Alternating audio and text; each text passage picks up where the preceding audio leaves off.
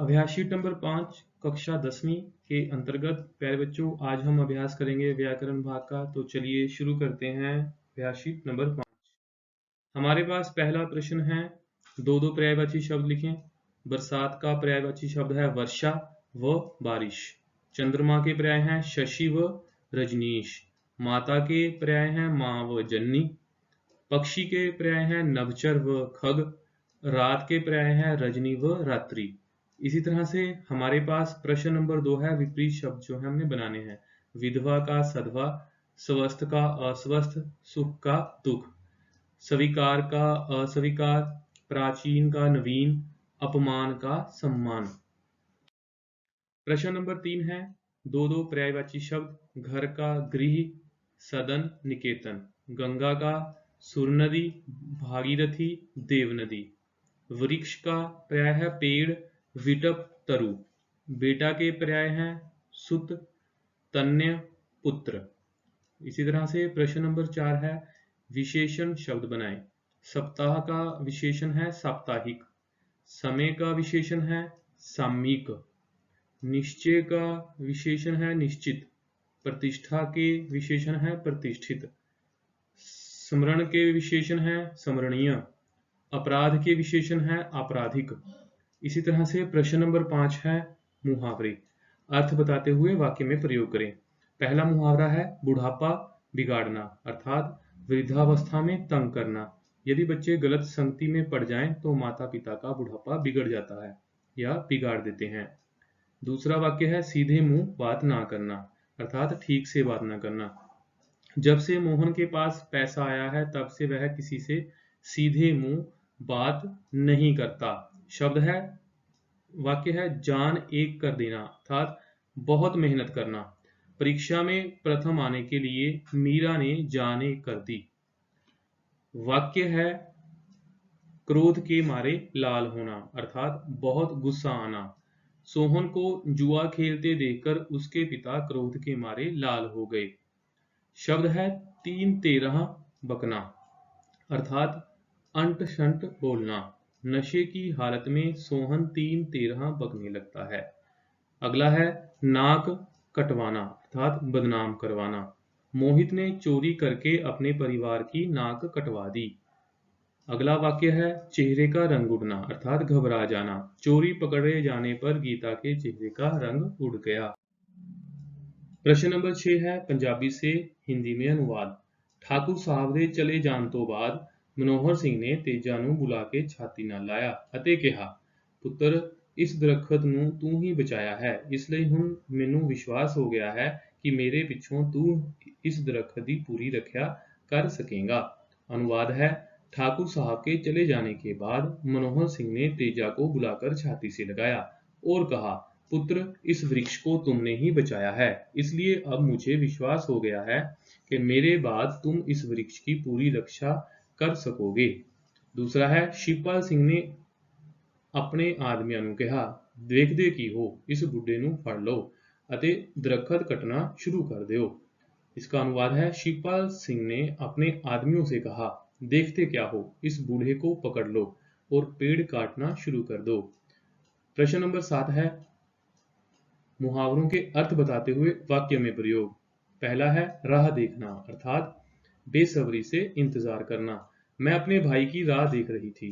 शब्द है रोब खाना, प्रभाव या हस्ती मानना। सोहन का घर में सभी रोब खाते हैं। आंखें छलछला आना, आंसू निकल आने। उसके घर की गरीबी को देखकर मेरी आंखें छलछला आई। पीठ थपथपाना, हौसला या शाबाशी देना। कक्षा में प्रथम आने पर अध्यापक ने मेरी पीठ थपथपाई। धूम मचाना, प्रसिद्धि होना। विदेश में चित्रा के भिखमंगी और 2 अनाथ बच्चों के चित्र ने धूम मचाई हुई थी। प्रश्न नंबर 8 है, निम्नलिखित शब्दों के विपरीत शब्द बनाएं। बेवकूफी, चालाकी, समझदारी।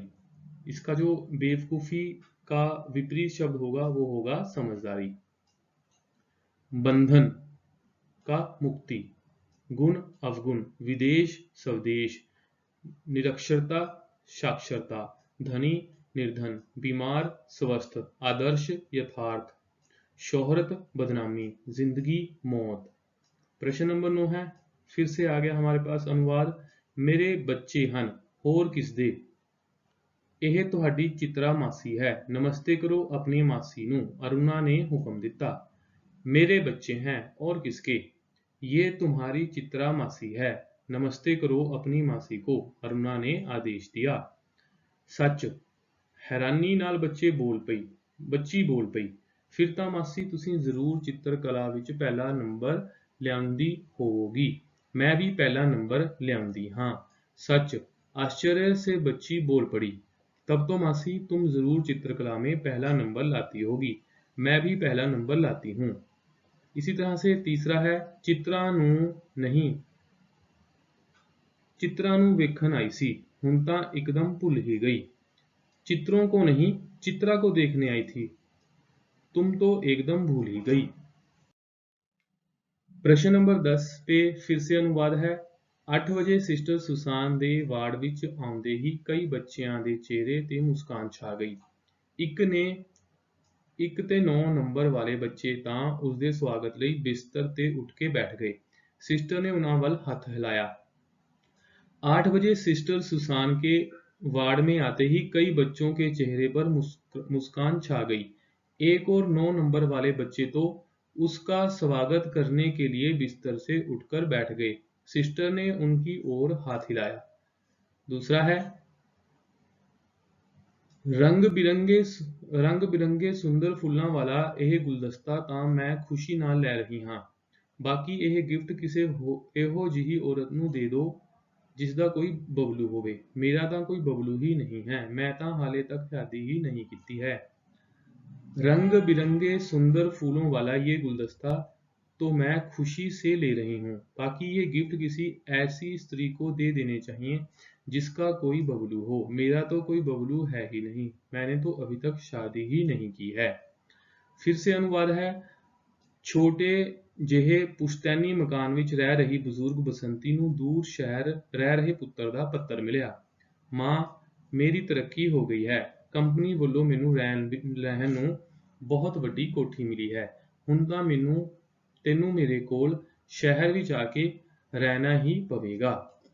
छोटे से पुश्तैनी मकान में रह रही बुजुर्ग बसंती को दूर शहर में रहने वाले पुत्र का पत्र मिला। माँ, मेरी तरक्की हो गई है। कंपनी की ओर से मुझे रहने को बहुत बड़ी कोठी मिली है। अब तो तुम्हें मेरे पास शहर में आकर रहना ही पड़ेगा। प्रश्न नंबर 12 है, विशेषण बनाएं। खामोशी, खामोश या खामोश शब्द से विशेषण बनेगा खामोशी। सम्मान, सम्मानित। रंग, रंगीन। व्यवहार, व्यवहारिक। बहादुर, बहादुरी या बहादुरी से बहादुर। हिम्मत, हिम्मती। अगला है, मुहावरों के अर्थ बताकर वाक्यों में प्रयोग करें। शब्द है, चेहरे का रंग उड़ना अर्थात डर जाना। अचानक सांप को अपने सामने देखकर सभी के चेहरे का रंग उड़ गया। शब्द है, पीठ थपथपाना अर्थात शाबाशी देना। परीक्षा में प्रथम आने पर दिवाकर के पिताजी ने उसकी पीठ थपथपाई। जान में जान आ जाना, राहत महसूस करना। जब दिवाकर ने सांप को दूर फेंक दिया तो सभी की जान में जान आ गई।